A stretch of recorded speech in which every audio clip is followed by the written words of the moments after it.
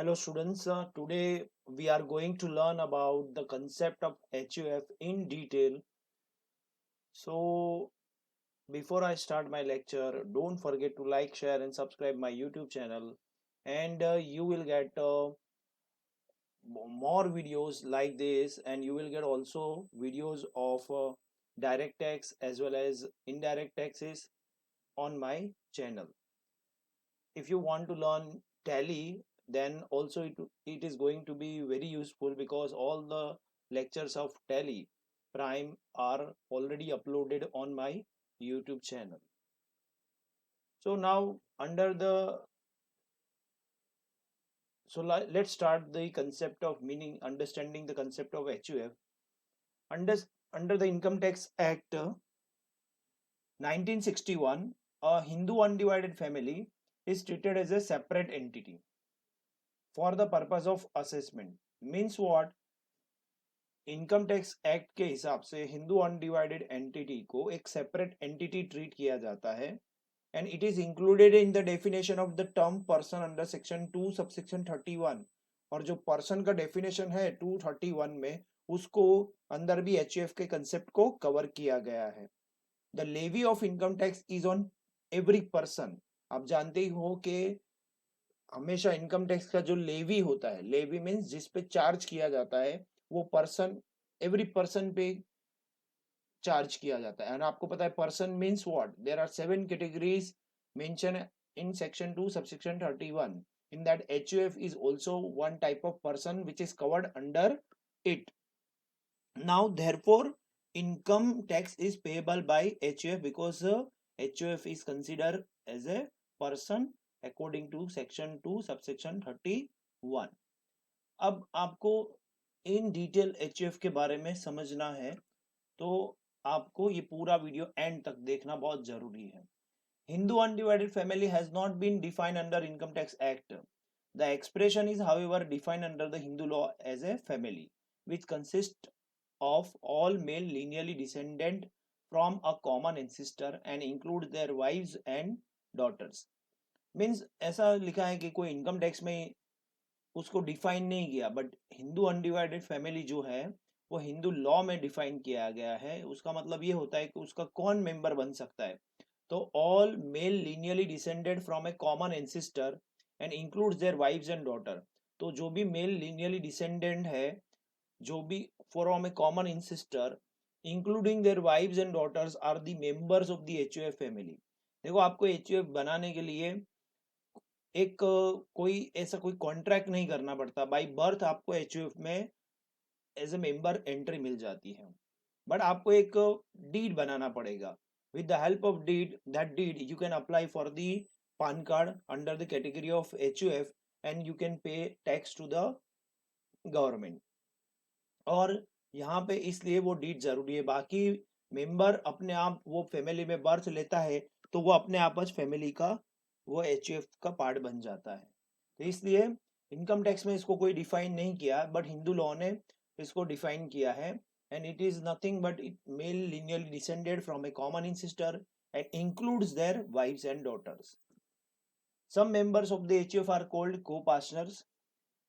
जो members and co-partner are two different things. आपको ये बारे में समझना पड़ेगा कि हर एक को पार्टनर का राइट नहीं मिलता। अब आपको ये जानना बहुत जरूरी है कि कौन को पार्टनर होता है, कौन मेंबर्स ऑफ द एचयूएफ होता है, एंड कौन कर्ता ऑफ द फैमिली होता है। They are related to each other and to the head of the family. यानी यहाँ पे हेड ऑफ द फैमिली को हम कर्ता बोलेंगे, और कर्ता के पास पूरा राइट होता है, और कर्ता के जो लायबिलिटी है वो भी हमेशा अनलिमिटेड रहती है। सारे मेंबर्स की लायबिलिटी अनलिमिटेड नहीं रहती, सिर्फ कर्ता जो होता है हेड ऑफ द फैमिली, जिसको हम कर्ता बोलते हैं एचयूएफ में, उसकी जो लायबिलिटी है वो हमेशा अनलिमिटेड रहती है। पर आपको यहाँ पे कंसेप्ट समझना है को पार्टनर्स। तो को पार्टनर का कंसेप्ट क्या होता है और मेंबर्स का कंसेप्ट क्या होता है, let us discuss those things in detail. Suppose Mr. A and Mrs. A has a joint property. They are having property like 2-3 building, one shop, office, etc. Now they are running one family business. Now they want to form one HUF family, and let us say Mr. A and Mrs. A has one son and one daughter. So now in this case, how many members are there in HUF family? Now they jointly together form one HUF. Now they are starting one common business. Now they will be assessed under the category of HUF. इन लोगों का assessment जो भी होगा वो HUF के अंदर taxable हो जाएगा. उनका जो भी इनकम है, एक पर्सन होगा जिसे यहाँ पे अगर मान लो कि मिस्टर ए इज कर्ता ऑफ द फैमिली, तो वो पान कार्ड के लिए अप्लाई भी कर देगा और ये सारी फैमिली की जो भी इनकम आएगी वो under the head HUF taxable हो जाएगी. उनको टैक्स पे उसी पे करना पड़ेगा. अब यहाँ पे मैंने रेड फॉन्ट में जो लिखा है वो को पार्टनर्स कहलाते हैं. दैट मीन्स को पार्टनर मीन्स क्या, उनके पास पार्टीशन का राइट है. They can demand for the partition. और को पार्टनरी राइट किसको मिलता है, तो आप देखो यहाँ पे मिस्टर एंड मिसिस ए है, तो इस केस में मिस्टर ए एंड मिसिस ए का जो सन है और जो डॉटर है उसको को पार्टनरी राइट मिलता है. बट सन की वाइफ एंड डॉटर के हस्बैंड को पार्टनरी राइट नहीं मिलता. तो right now how many members are there? Mister A, missus A, son and son's wife, daughter and daughter's husband. So total 1, 2, 3, 4, 5, 6 members are there. But out of 6 member, only 3 person has a co-partnery right. Means वो लोग के पास ये right है कि वो partition property में कर सकते हैं. अब ये मान लो कि आगे बढ़ता है फैमिली. मान लो कि सन का भी सन एंड डॉटर का भी सन एंड डॉटर है. अब देखो यहाँ पे कौन मेंबर है और किसको को पार्टनरी राइट नहीं मिलता. तो यहाँ पे देखो डॉटर का जो सन है और उसकी वाइफ है एंड डॉटर है उसका हस्बैंड है, they are consider as a member of the HUF family, but they don't have any right now because they are the sons and daughters of the daughter. They can be considered as a member, but they are not having co-partnering right. But here, in case of son and daughter still have co-partnering right. Means यहाँ पे भी how many members are there and how many co-partners are there. तो आपको जितना भी red में दिख रहा है, they have right of co-partner. Means उनके पास प्रॉपर्टी का बंटवारा करने का राइट है. को पार्टनर्स बोलते हैं उनको. तो यहाँ पे मिस्टर ए का son and daughter, mister A का son and daughter, they are consider as co-partner and remaining are the members of HUF family. तो इस तरह से आपको ये ध्यान रखना है कि आप डॉटर के जो सन है और उसकी डॉटर है उसको को पार्टनरी राइट नहीं मिलता. बिकॉज हमने क्या पढ़ा, all male linearly descendant from a common ancestor including daughter and their wifes are the members. But co-partner किसको बोलते हैं कि को पार्टनर सिर्फ जो मिस्टर ए है या हमारे पे जितने भी राइट मैंने रेड फॉन्ट में लिखा है, दे आर हैविंग को पार्टनरी राइट. इस फैमिली को आगे बढ़ाएंगे तो वापस वही सेम सिचुएशन अराइज होगा कि यहाँ पे भी सन का जो सन एंड डॉटर है उसको को पार्टनरी राइट मिलता है, बट डॉटर की जो सन एंड वाइफ है एंड हस्बैंड एंड डॉटर है उसको को पार्टनरी राइट नहीं मिलता. तो आप काउंट कर सकते हो how many members are there and how many co-partners are there in this family. तो इस तरह से को पार्टनरी राइट क्या होता है and who are the members of the HUF, ये मैंने आपको बहुत ही अच्छी तरह से डिटेल में समझाया है. जितना भी फॉन्ट मैंने रेड फॉन्ट में लिखा है, they are considered as a co-partner of the family and remaining persons are considered as a member of the HUF. और ये पूरा इनकम एक HUF की कैटेगरी में टैक्सेबल होगा और उसका जो भी प्रॉफिट होगा इनके बीच में डिस्ट्रीब्यूट, जो भी इन लोगों ने डीड में डिसाइड किया होगा उस तरह से वो डिस्ट्रीब्यूट हो जाएगा. यहाँ पे अब आगे बढ़ते हैं कंसेप्ट को. HUF में contains many members but members with in 4 degree including the head of the family कर्ता आर कॉल्ड को पार्टनर्स. मीन्स यहाँ पे सिर्फ 4 डिग्री तक को पार्टनरी का राइट मिलता है, उसके बाद को पार्टनरी का राइट नहीं मिलता. देखो ये 4 डिग्री वर्ड समझाने के लिए हम एक नेक्स्ट स्लाइड में समझेंगे कि 4 डिग्री का मतलब क्या होता है. मीन्स एक कर्ता का को पार्टनर होता है और वो 4 डिग्री तक ही राइट रहता है।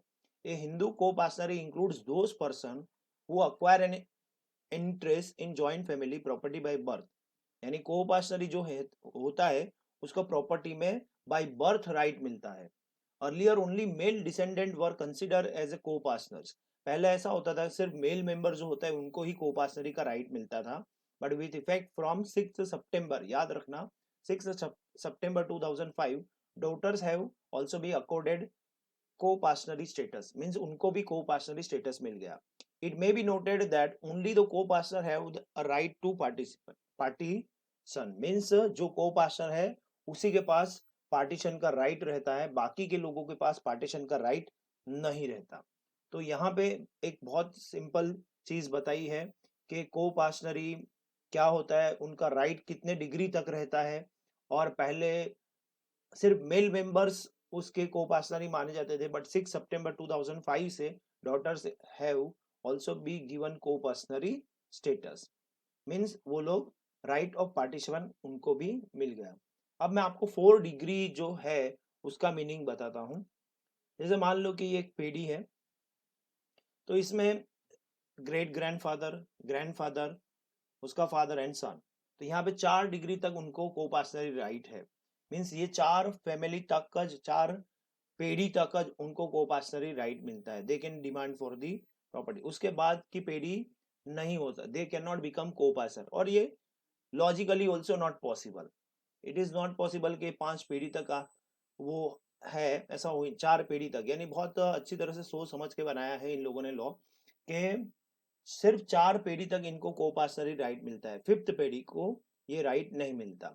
बट उनको बाय बर्थ एचयूएफ में एंट्री तो मिल जाएगी, बट को पार्टनरी राइट नहीं मिलेगा। यानी ये 5th वन है, उसको को पार्टनरी राइट नहीं मिलता। But after the date of grandfather, मान लो कि ग्रेट ग्रैंडफादर का डेट हो गया, अब ये 4 डिग्री का राइट यहाँ पे हो गया। तो आप देख सकते हो पिक्चर में मैंने बहुत अच्छी तरह से समझाया था कि पहले राइट सिर्फ 4 लोगों तक था, but after the date of great grandfather और को पार्टनरी राइट और आगे चला गया। तो इस तरह से इसका मीनिंग होता है 4 डिग्री। मीन्स 4 पीढ़ी तक को पार्टनरी राइट रहता है, उसके आगे को पार्टनरी राइट नहीं रहता। मीन्स पार्टीशन का राइट नहीं रहता। Now a daughter of co-partner by birth shall become a co-partner in her own right in the same manner as the son. मैंने आपको पहले ही बताया कि जितना सन को राइट होता है उतना ही डॉटर को। और मैंने आपको एक डायग्राम भी बताया जो रेड फॉन्ट में था, वो उसको को पार्टनर बोलते थे। जैसे मिस्टर ए एंड मिसिस ए, तो उसमें मिस्टर ए एंड मिसिस ए के जो केस हमने लिया था, एग्जाम्पल लिया था, उसमें son and daughter both are consider as a co-partners. यानी ऐसा नहीं है कि सन को ही को पार्टनर मानेंगे और डॉटर को नहीं मानेंगे, दोनों को को पार्टनरी का राइट मिलता है। Being a coparcener, she can claim partition of the asset of the family. Means जब फैमिली का कोई असेट है, उसका पार्टीशन है, तो उसका वो क्लेम भी कर सकती है। The rights of a daughter in co-partnery property are equal to that of son.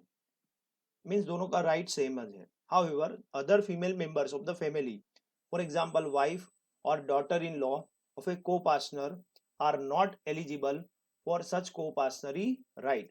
Means आपको यहाँ पे वाइफ को पार्टनरी राइट नहीं मिलता और डॉटर इन लॉ को पार्टनरी राइट नहीं मिलता। और ये ऑब्वियस है कि देखो अगर वाइफ है तो वो किसी और फैमिली है, वहां का वो को पार्टनरी राइट वहां पे मिल ही जाता है उसको। इसलिए यहाँ पे एकदम क्लियर कट बोला है कि wife and daughter in law जो होता है उसको को पार्टनरी का राइट नहीं मिलता। Now the relation of HUF does not arise from a contract but arise from A status. मैंने आपको पहले ही बोला कि इन एचयूएफ का जो कोई कॉन्ट्रैक्ट नहीं होता, कि आपको जैसे पार्टनरशिप में कॉन्ट्रैक्ट बनाना पड़ता है, वैसा एचयूएफ में कोई कॉन्ट्रैक्ट नहीं होता। उनका बाय बर्थ एचयूएफ में एंट्री मिल जाता है। उनको सिर्फ एक डीड बनाना पड़ता है और वो डीड के बेसिस पे से वो पान कार्ड के लिए अप्लाई कर सकते हैं under the category of HUF. तो यानी कोई कॉन्ट्रैक्ट नहीं है, एक स्टेटस है जो बाय बर्थ मिलता है। अगर उस फैमिली में बर्थ हुआ है तो अपने आप वो स्टेटस मिल जाएगा। there need not be more than one male members or one female co-pastor with effect from 6th September 2005 to form an HUF. Means एक मेल मेंबर या एक फीमेल मेंबर होगा तो भी HUF फॉर्म हो सकता है, एक से ज्यादा मेंबर की जरूरत नहीं है. और income tax act 1961 also does not indicate that a HUF as an assessable entity must consist at least two male members or two co-partner. और इनकम टैक्स एक्ट में भी ऐसा कोई कहीं पे भी लिखा नहीं है कि दो मेंबर होने चाहिए या दो को पार्टनर होने चाहिए, ऐसा कहीं पे भी नहीं लिखा है. तो एक मेंबर से भी HUF फॉर्म हो सकता है, एक कर्ता से HUF फॉर्म हो सकता है. Under the income tax act 1961 सिर्फ Jain Hindu undivided families and Sikh undivided family would also be assessed as HUF. Means Jain, Sikh and Hindu they can form a HUF. यानी यहाँ पे HUF बनाने के लिए तीन रिलीजन को इंक्लूड किया है.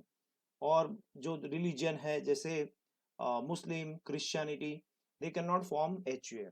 हाँ, because it is a Hindu undivided family, it is followed by Hindu law. So that is why इन लोगों को स्टेटस मिला है.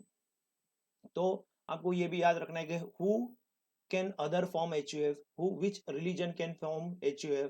तो Jain and Sikh and Hindu, so this three religion can make HUF.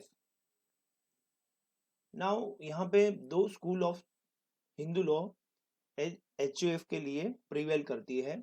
एक है दयाबागा स्कूल एंड दूसरा है मिताक्सरा स्कूल. अब वेस्ट बंगाल एंड असम जो है वहां पे दयाबागा फॉलो किया जाता है and rest of India except West Bengal and Assam वहां पे मिताक्सरा स्कूल फॉलो किया जाता है. नाउ ये दोनों में डिफरेंस क्या है, एक्चुअली क्या है ये दोनों में difference.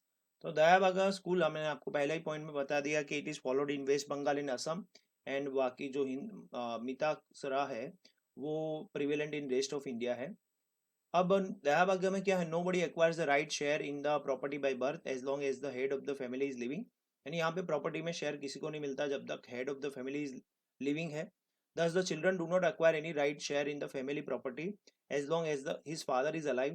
Only on the date of father, the children will acquire right share in the property. Means simple है कि जब तक head of the family is alive, children cannot get a share in the property. Hence, the father and his brother would be the co-pastor of the HUF. सिर्फ father and brothers are co-pastor. Nobody else will be considered as a co-pastor. जैसे मैंने आपको chart में बताया ऐसा कुछ नहीं होता वहाँ पे. सिर्फ फादर एंड ब्रदर होता है, वही को पास्टर ही होता है.